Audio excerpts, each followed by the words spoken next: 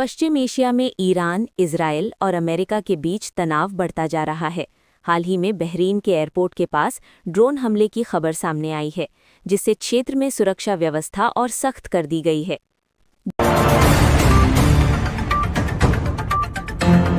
Dubai में missile हमले की कोशिश को यूएई की रक्षा प्रणाली ने नाकाम कर दिया।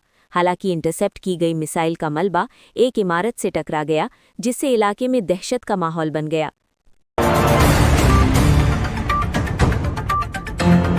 प्रधानमंत्री नरेंद्र मोदी ने ईरान के राष्ट्रपति से फोन पर बातचीत कर पश्चिम एशिया की स्थिति पर चर्चा की। दोनों नेताओं ने ऊर्जा आपूर्ति और क्षेत्रीय स्थिरता को लेकर चिंता जताई। पश्चिम एशिया में जारी युद्ध का असर वैश्विक तेल बाजार पर पड़ने लगा है। विशेषज्ञों का कहना है कि अगर स्थिति और बिगड़ी तो दुनिया भर में पेट्रोल और डीजल की कीमतें बढ़ सकती हैं। मौसम विभाग ने मुंबई के कुछ इलाकों में 13 और 14 मार्च को हीट वेव की चेतावनी जारी की है। लोगों को दोपहर में बाहर निकलने से बचने और पर्याप्त पानी पीने की सलाह दी गई है। पंजाब में 13 से 15 मार्च तक बड़ा निवेशक सम्मेलन आयोजित किया जा रहा है।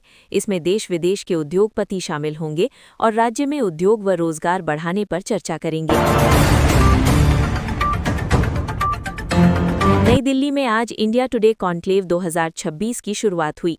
इस कार्यक्रम में राजनीति, अर्थव्यवस्था, टेक्नोलॉजी और अंतर्राष्ट्रीय मुद्दों पर देश विदेश के विशेषज्ञ चर्चा करेंगे।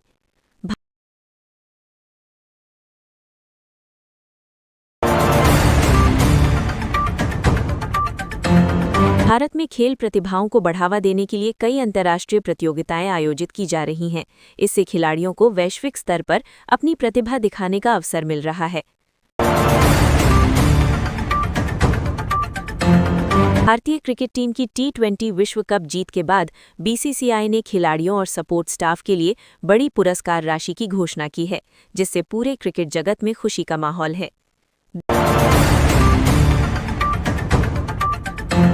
सरकार डिजिटल सेवाओं को बढ़ावा देने के लिए कई नई ऑनलाइन सुविधाएं शुरू कर रही है।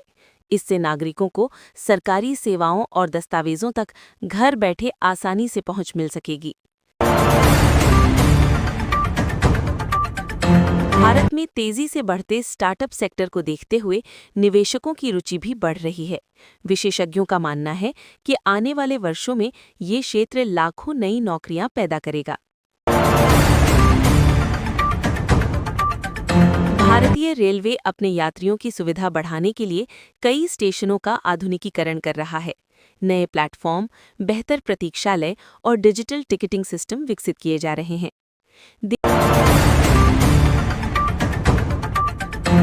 देश के कई राज्यों में किसानों को आधुनिक तकनीक और उन्नत बीज उपलब्ध कराए जा रहे हैं। इससे कृषि उत्पादन बढ़ाने और किसानों की आय में सुधार लाने की उम्मीद है। शिक्षा क्षेत्र में डिजिटल लर्निंग तेजी से बढ़ रही है।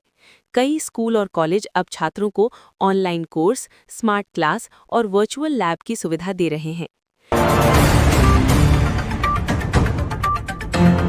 वैज्ञानिकों ने जलवायु परिवर्तन से निपटने के लिए नई तकनीकों पर शोध तेज कर दिया है। उनका कहना है कि वैश्विक सहयोग से पर्यावरण संरक्षण में बड़ी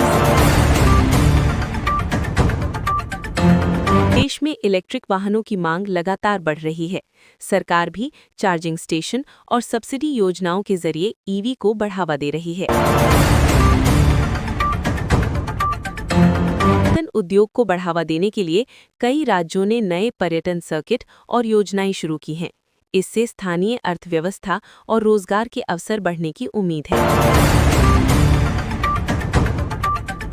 भारतीय अंतरिक्ष अनुसंधान संगठन भविष्य के अंतरिक्ष मिशनों की तैयारी में जुटा हुआ है। वैज्ञानिक नई तकनीकों के जरिए अंतरिक्ष अनुसंधान को और आगे बढ़ाने पर काम कर रहे हैं। स्वास्थ्य विशेषज्ञों ने लोगों को बदलते मौसम में सावधानी बरतने की सलाह दी है। डॉक्टरों का कहना है कि इस समय वायरल संक्रमण और एलर्जी के मामले बढ़ सकते हैं।